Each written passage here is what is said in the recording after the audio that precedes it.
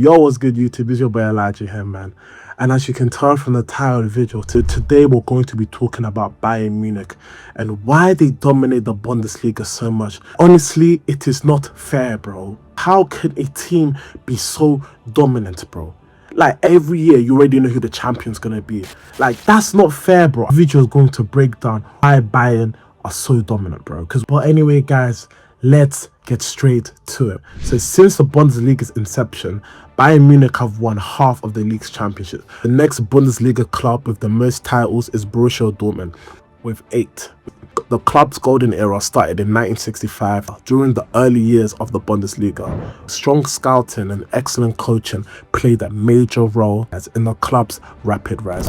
The legendary players like Franz Beckenbauer and Gerd Müller and leading the team to both European and domestic success. Both players later became recognized as two of the greatest footballers in history, helping transform the club into a dominant powerhouse. The club enjoyed a long period of dominance, winning numerous league titles before facing financial difficulties during the 1980s. One of the biggest financial challenges that Bayern faced was maintaining financial competitiveness against Europe's elite clubs while operating in a less wealthy Bundesliga environment. German football during the 1980s didn't generate the same television revenue seen today, meaning clubs had to rely heavily on ticket sales and sponsorships.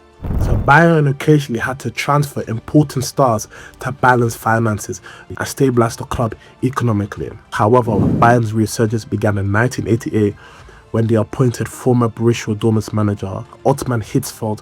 Sorry for my pronunciation, but he played a major role in building modern Bayern Munich. And under his leadership, the club was able to win 5 Bundesliga titles, 1 Champions League trophy and 3 German Cups, whilst continuing to establish itself as one of the most attractive clubs in world football for elite players. Alright, so the next thing that we're going to talk about is Bayern's leadership. Has had a very stable leadership compared to many other clubs.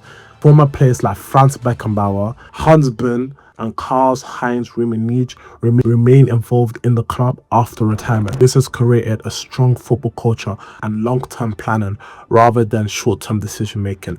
For example, Beckenbauer served as vice president and later president of the club, helping strengthen Bayern's identity and global reputation. Beckenbauer has also helped attract sponsors, improve Bayern's international image, and maintain the club's winning culture. Alright, so the third thing that we're going to talk about is the resources of Bayern, with the wealthiest clubs often achieving long-term success.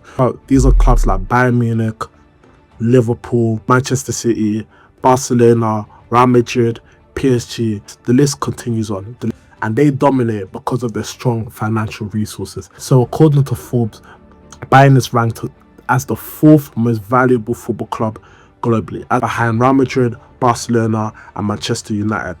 Consistent income from ticket sales, merchandise, sponsorship deals has helped Bayern a lot financially, allowing the club to invest in some of the best football talent in the world. However, Bayern's transfer strategy differs from many other elite clubs. Instead of spending heavily on already established superstars, Bayern often focuses on signing young players with long-term potential. In modern football, transfer fees of 50 million or more have become increasingly common. Yet Bayern has generally become more careful when it comes to high-cost signings compared to other big European clubs. Bayern's top 10 most expensive transfers of all time have an average age of 23 years old, and these include guys like Manuel Neuer, Mario Gomez and Javi Martinez.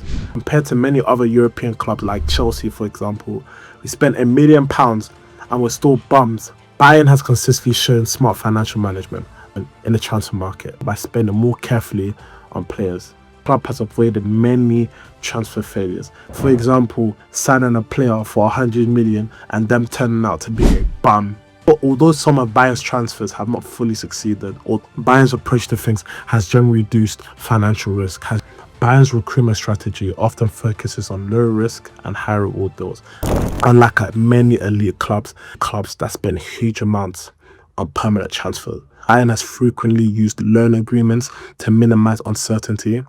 For example, instead of paying massive fees for James Rodriguez and Philip Coutinho, Bayern signed both players on a loan deal without mandatory purchase clauses. This allowed the club to return the players to their parent club if the move didn't work out as planned.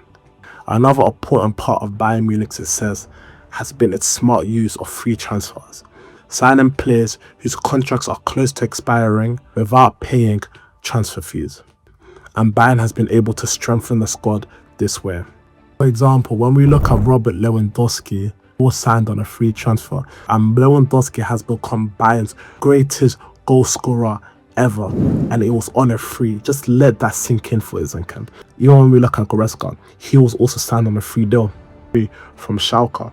Bayern Munich has also shown strong judgment when it comes to developing young talent. For example, the signing of Alphonso Davies from the Vancouver Whitecaps initially surprised many fans, but the relatively low fee proved to be excellent value as his performances and market value increased significantly. Bayern's approach on and off the pitch has been intelligent, sustainable and low risk, and helping the club maintain long-term stability and dominance. Very physical game, but yeah, to finish the way we did in that last 5-10 minutes was really special to be a part of. Anyway guys, if you made it to the end of this video, I want to say thank you so much.